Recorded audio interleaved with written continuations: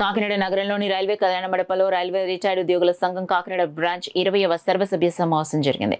దుర్గాడ నుండి సామలకోట వరకు మొత్తం 300 మంది సభ్యులు సమావేశానికి హాజరయ్యారు. సంఘ అధ్యక్షులు జిలానీ పాషా ప్రారంభోత్సవం చేశారు. సమావేశానికి ముఖ్య అతిథులుగా area officer Vijayawada AIRPWF general secretary Anjani Kumar, division secretary GN Srinivasarao, A Kameswararao, senior citizen organisation అధ్యక్షులు బుద్ధరాజు సత్యనారాయణరాజు, కెవి రమణరావు పాల్గొని మాట్లాడుతూ 8వ పే కమిషన్ అందరూ పెన్షనర్స్ కు వర్తించాలని కోరారు. చనిపోయిన విశ్రాంత కార్మికులకు 3,000, క్యాన్సర్ రోగులకు 3,000 చొప్పున చెల్లించడం జరిగిందని, 75 సంవత్సరాలు నిండిన విశ్రాంత కార్మికులకు 20 మంది సన్మానం చేయడం జరిగింది.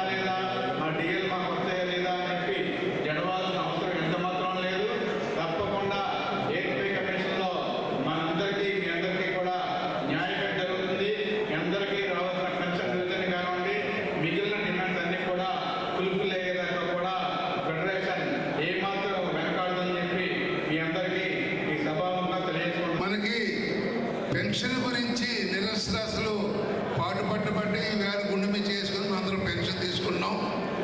అదేవిధంగా 20 సంవత్సరాల క్రితం రమణరావు గారు ఈ కాకినాడ పట్టణంలోని చుట్టుపక్కల గ్రామాలన్నింటిలోని సామలకోట, పిఠాపురం, మరి అలాగే తుని, సామలకోట, యలమంచిలి అనేక మంది నిరక్షరాస్యులైనటువంటి రైల్వే కార్మికులు వాళ్ళకి ఎంత పెన్షన్ వస్తుందో వారికి తెలియదు. ఎంత పెరిగింది, రావాల్సింది ఎంత, ఆరోగ్య సమస్యలు ఇవన్నింటితో కూడా అనేక ఇబ్బందులు పడుతున్న సమయంలో ఈవేళ ఇంత భవనం ఉంది, మంచి ఆఫీస్ ఉంది, ఆ వేళ చెట్టు కింద బల్ల కింద కూర్చొని సంఘాన్ని ఏర్పాటు చేసి ఈవేళ ఇంత స్థితికి తీసుకొచ్చినటువంటి